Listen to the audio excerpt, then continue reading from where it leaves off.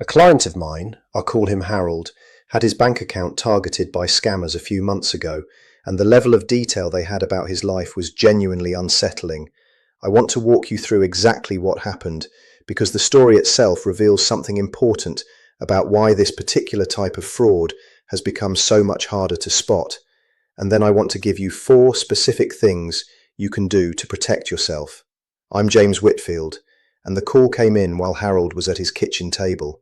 The caller, claiming to be from his bank's fraud department, told him several attempted transactions had just shown up on his debit card.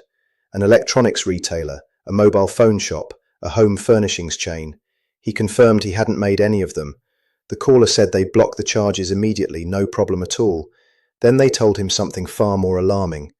The same person attempting those purchases was also trying to transfer a significant sum out of his account. He was transferred to what they called the security verification team. The next person on the line said they needed to confirm his identity, and to do that, they read his information back to him. His email address, his home address, his mobile number.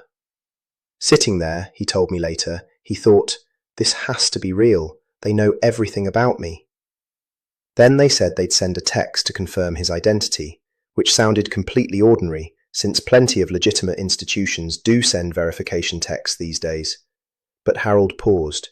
He said, "Before I do anything, can you tell me the last payment that went into my account?" The line went dead immediately. It had all been a scam from the start. What stuck with both of us afterward wasn't just that it happened, it was how convincing it was. No foreign accent, no broken English, nothing that would normally raise a flag. They knew his bank, his private email, his home address, his mobile number. And the question that kept nagging at me afterward was simple. How did they know so much? This matters for pensioners specifically because UK Finance's own data confirms that people over 61 are significantly more likely to suffer losses from impersonation and investment scams than younger account holders.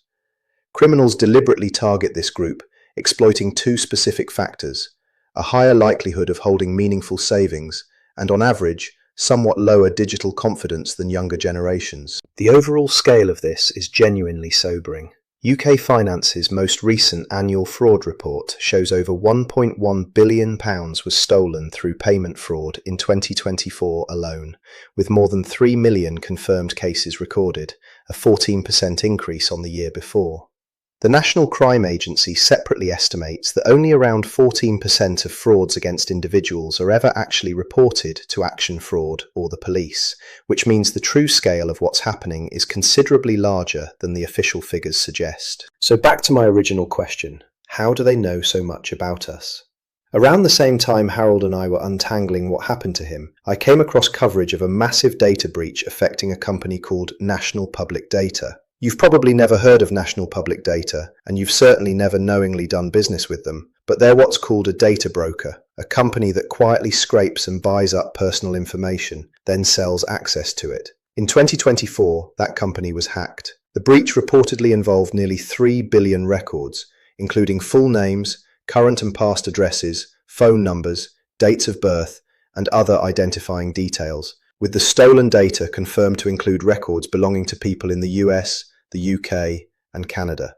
If you want to check whether your own information appeared in this specific breach, there's a free lookup tool created specifically for it at npd.pentester.com, where you can search your name.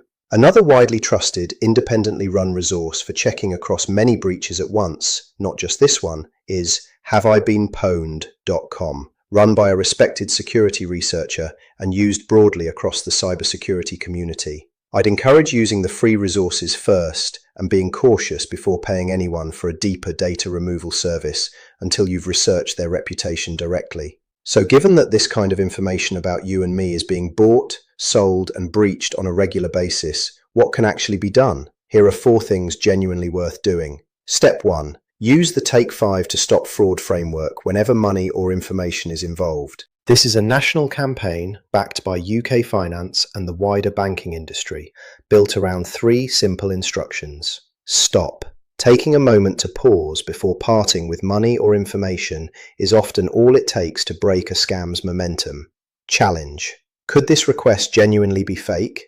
It's always acceptable to reject, refuse, or ignore any request. Only criminals will try to rush or panic you. Protect. If you think you've been a victim of fraud, contact your bank immediately and report it to Action Fraud. The reason I'm leading with this, rather than treating it as an afterthought, is that it's precisely what saved Harold. None of the other steps I'm about to describe are locks on the door in the moment a scammer actually calls. What broke the scam targeting Harold wasn't anything technical, it was one question. Can you tell me the last payment that went into my account? Make them prove who they are. Here's a rule worth writing down. Your bank, HMRC, the DWP, none of them will ever call and demand you verify yourself on the spot, click a link they've just texted you, or move money anywhere to keep it safe. If there's urgency, if you're told to act now, if you're told not to hang up or tell anyone, that is a scam, virtually every single time. When that call comes in, and statistically it eventually will, do one thing. Hang up and call the number printed on the back of your card, or on a genuine recent bank statement.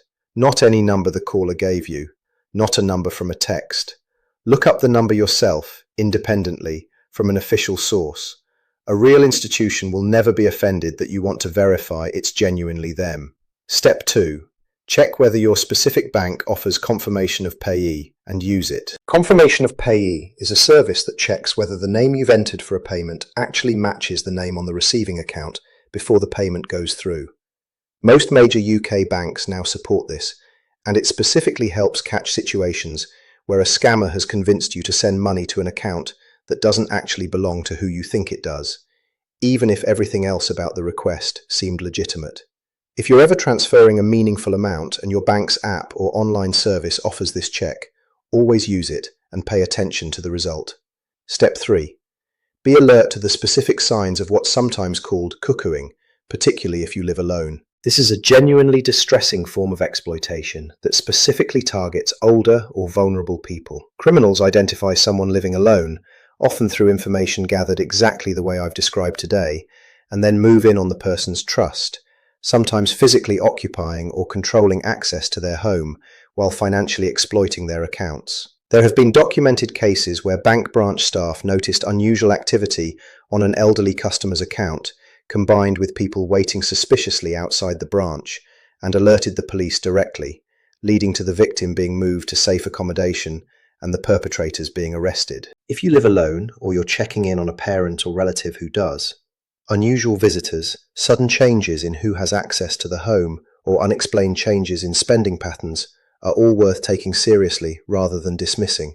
If you're a bank customer and something about a situation feels wrong, telling staff directly, even if you're not entirely sure how to explain it, allows them to look for the broader pattern that you alone might not see. Step 4. Clean up your data trail where you reasonably can, and stay alert to how AI is changing these scams. A specific data trail cleanup, similar to what I mentioned for checking the National Public Data Breach, doesn't remove information already in criminal hands, but it does reduce how much new information remains easily available for future scams. There are services specifically built to find where your data lives across various broker and people search sites and request its removal on your behalf, though I'd treat this as a genuine but ongoing process rather than a single fix, since data gets relisted and rescraped over time. I also want to flag something specifically relevant in 2026.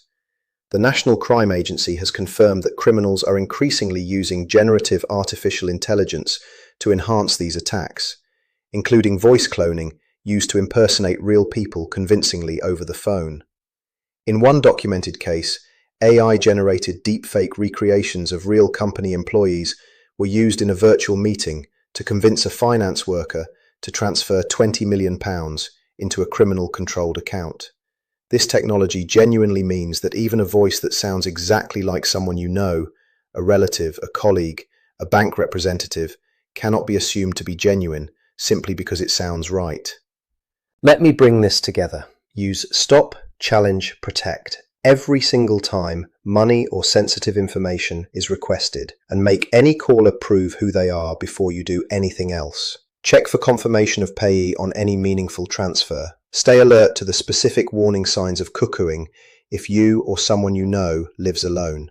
And understand that your personal data, including from breaches you've never heard of, is genuinely circulating. which is exactly why scammers can sound so convincingly informed. One more thing worth mentioning.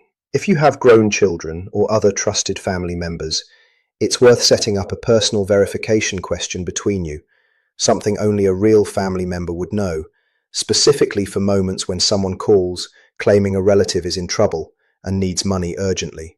The same logic applies whether the scammer is impersonating a bank or impersonating someone you love.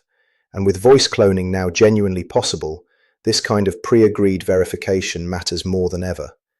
If this was useful, share it with someone you care about, particularly anyone managing their own finances independently or living alone. And I'd genuinely like to know, has someone in your life been targeted by something like this? What did the call sound like? And what specific steps have you taken to protect yourself? I read through what people share, and it helps shape what I cover next. I'll see you in the next one.